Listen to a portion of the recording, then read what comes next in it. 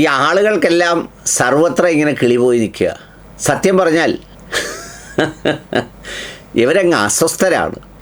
എന്തൊക്കെ പറഞ്ഞാണ്, എങ്ങനെയൊക്കെ ചെയ്താണ് എന്തെങ്കിലുമൊക്കെ തങ്ങൾക്ക് പറ്റിയ വീഴ്ചകളോ തങ്ങൾക്ക് പറ്റിയ തോൽവിയോ തങ്ങൾക്ക് പറ്റിയ തിരിച്ചടിയോ അല്ലെങ്കിൽ മറ്റവൻ രക്ഷപ്പെട്ടു പോയതോ എങ്ങനെയെങ്കിലും അതൊന്ന് കെടുത്തി ഈ പറയുന്ന ഒരു ന്യായമൊക്കെ പറഞ്ഞു വെച്ച് ആളുകളെ എങ്ങനെയെങ്കിലും ഒന്ന് മയക്കി കുപ്പിയിലിറക്കി എന്തെങ്കിലുമൊക്കെ ഒന്ന് ചെയ്തേ മതിയാവൂ എന്നൊരാഗ്രഹത്തിൽ നിൽക്കുകയാണ്. ആകെ എല്ലാം കൂടി മെയ് 4-നാണ് ഇലക്ഷൻ കഴിഞ്ഞത്, വോട്ടെണ്ണൽ കഴിഞ്ഞത്. ഇപ്പോൾ ജൂൺ 4 കഴിഞ്ഞിട്ട് 2 ദിവസമേ ആയുള്ളൂ, 1 മാസമേ ആയുള്ളൂ. ഇതിനിടയിൽ 7-10 ദിവസം മുഖ്യമന്ത്രിയെ തീരുമാനിക്കാനെടുത്തു, പിന്നെ മന്ത്രിമാരെ തീരുമാനിക്കാനെടുത്തു. ഈ സംഗതി എല്ലാം എടുത്തെങ്കിലും അവരെല്ലാവരും അങ്ങ് പിന്നെ എന്താ പറയുന്നത്, ആളുകളാകെ അങ്ങ് അസ്വസ്ഥരായി. ഇപ്പോഴാണെങ്കിൽ എല്ലാവർക്കും അങ്ങ് ശബ്ദമൊക്കെ വെച്ചു കാര്യങ്ങൾ പറയാൻ തുടങ്ങി. നമ്മുടെ മാധ്യമപ്രവർത്തകനായ റോഷി പാലിനൊക്കെ എന്തൊരു ശബ്ദവും എന്തൊരു ഈ അനീതികളോടുള്ള ഒരു പൊട്ടിത്തെറിക്കാനുള്ള ഒരു വെമ്പൽ കൊള്ളുന്ന ഒരു വിമ്മൽ.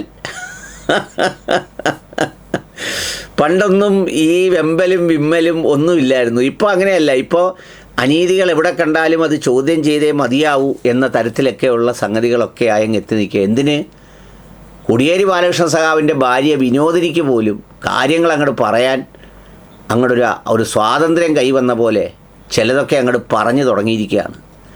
അക്കൂട്ടത്തിലാണ് ഈ മനുഷ്യൻ്റെ ഒരു വർത്തമാനം കേട്ടത്. ഒന്ന് കേൾക്കേണ്ടതാണ്. സത്യത്തിൽ എങ്ങനെയിരിക്കേണ്ട ഒരു മനുഷ്യനാ. നോക്ക്. കേരള സംസ്ഥാനത്തിലെ വിദ്യാഭ്യാസ മേഖല മറ്റു സംസ്ഥാനങ്ങളുമായി താരതമ്യപ്പെടുത്തുമ്പോൾ നമ്മൾ വളരെ മുന്നിലാണ്. ഇന്ന് ഗവൺമെന്റ് സ്കൂളുകളിലും എയ്ഡഡ് സ്കൂളുകളുമായിട്ട് ഏതാണ്ട് 33 ലക്ഷത്തോളം വിദ്യാർത്ഥികളുണ്ട്.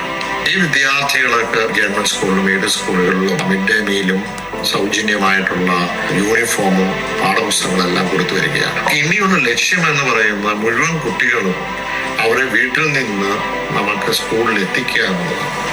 ഇപ്പോഴത്തെ സർക്കാർ സ്ത്രീകൾക്ക് സൗജന്യമായി KSRTC ബസ് യാത്ര ചെയ്യുവാനുള്ള തീരുമാനമെടുത്തിരിക്കുന്നു. നല്ല കാര്യമാണ്. പെൺകുട്ടികളെ സംബന്ധിച്ചോളം വിദ്യാർത്ഥികൾക്ക് അവർ സൗജന്യമായി യാത്ര ചെയ്യാൻ കഴിയും.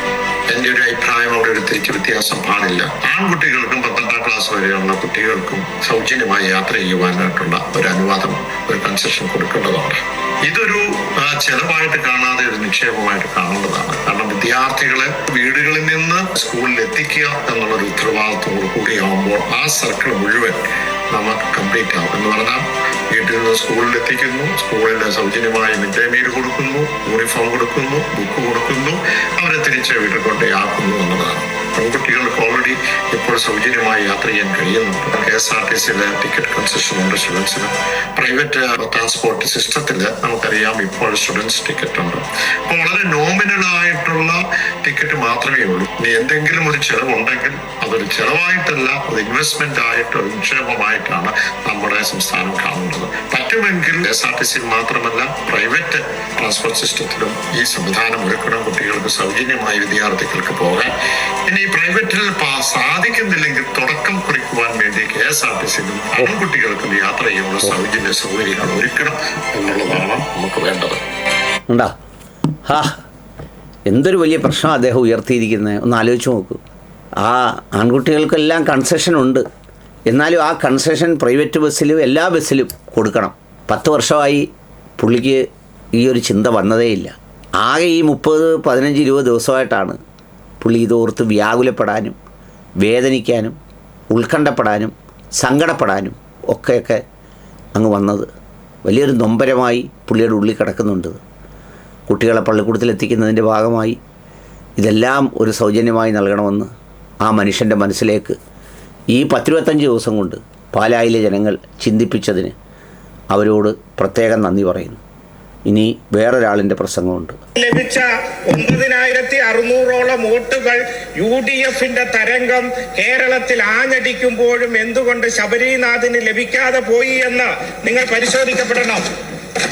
ഇവിടെ കോഴിക്കോട് അംഗം പറഞ്ഞു ഞങ്ങളുടെ ആളുകളെല്ലാം സംഘപരിവാറിലേക്ക് പോകുന്നു. എവിടുന്ന് കിട്ടിയ അറിവാ? ഇന്ത്യയിൽ 10 മുഖ്യമന്ത്രിമാർ ഈ BJP അധികാരത്തിൽ വന്നതിന് ശേഷം 10 പേർ. ഇതാണ് പുള്ളിയുടെ പ്രസംഗം. ഒത്തിരി കേൾക്കുന്നതും കേൾപ്പിക്കുന്നതും ഒക്കെ ബോറായതുകൊണ്ടാണ് ഞാൻ ഇവിടെ നിർത്തിയത്. ഇവരൊക്കെ ഇങ്ങനെ ഈ ആളുകളെ തെറ്റിദ്ധരിപ്പിച്ച് എത്ര നാൾ ഈ വന്നിരിക്കുന്ന പ്രതിസന്ധി ഇവർക്ക് മറികടക്കാൻ കഴിയും? ഈ നേമത്തെ കണക്ക് പറഞ്ഞാണ് പുള്ളി അവിടെ കോൺഗ്രസിൻ്റെ വോട്ടെന്തെന്ന് ചോദിക്കുന്നത്. അവിടെ CPM എത്ര വോട്ട് പോയി എന്ന് മാത്രമല്ല, ഈ കഴക്കൂട്ടത്തും ചാത്തന്നൂരിലും നാമമാത്രമെങ്കിലും ആയെങ്കിലും കോൺഗ്രസിന് വോട്ട് വർദ്ധിച്ചപ്പോൾ CPM വോട്ട് ഇരിഞ്ഞങ്ങ് പോയത്. ഇരിഞ്ഞ് 15,000, 17,000, 10,000 വോട്ടുകളാണ് പോയത്. എന്നിട്ട് അത് അറിഞ്ഞുകൊണ്ടാണ് ഈ നേമത്തെ കണക്ക് ചോദിക്കുന്നത്. സത്യം പറഞ്ഞാൽ ഒന്ന് ആലോചിച്ച് നോക്കിയേ, ഇവരെങ്ങനെയാണ് ഈ പറഞ്ഞ യാതൊരു ഒരു